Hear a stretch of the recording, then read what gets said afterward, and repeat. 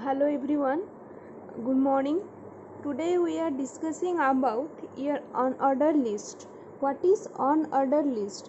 आमे previous class रे पढ़ी थिले कोन ना order list विषय रे जानथिले. आज आमे पढ़िबा unordered list. तो ये unordered list टा कोन ना आमे कहिथिले list tag रे HTML रे in HTML list tag are three types, right?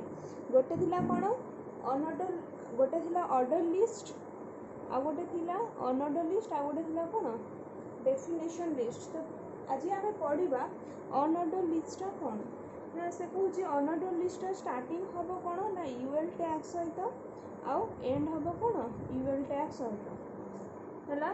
Starting with UL tag and ending with UL tag. तापर से कहूची list item start with the LI tag. LI tag ता कोन पय यूज हुए ना it is used for the list item. List item मानक पाई का एलआई टैग यूज करा हुए हला.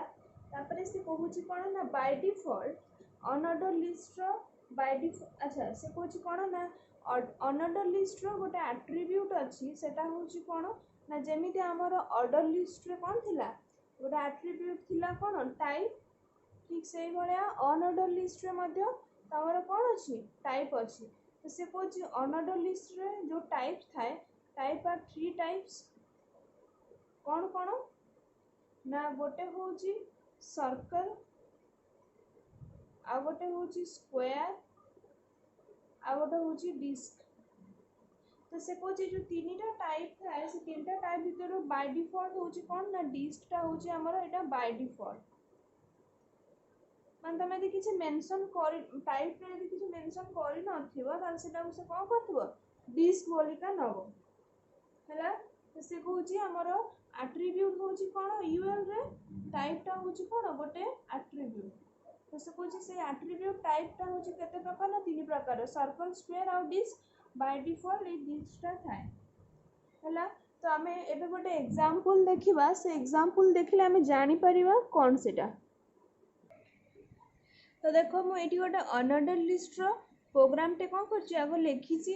तापरे आमे आको रन करिबा. देखो मु एटी टाइप रे कोन लिखिछि ना सर्कल लिखिछि. ठीक अछि.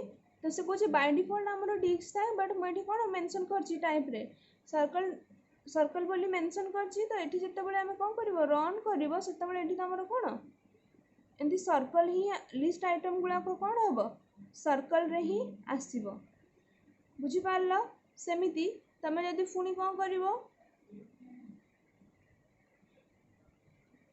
एटी सर्कल काटी कि यदि एटी कोन करिवो स्क्वायर दबो.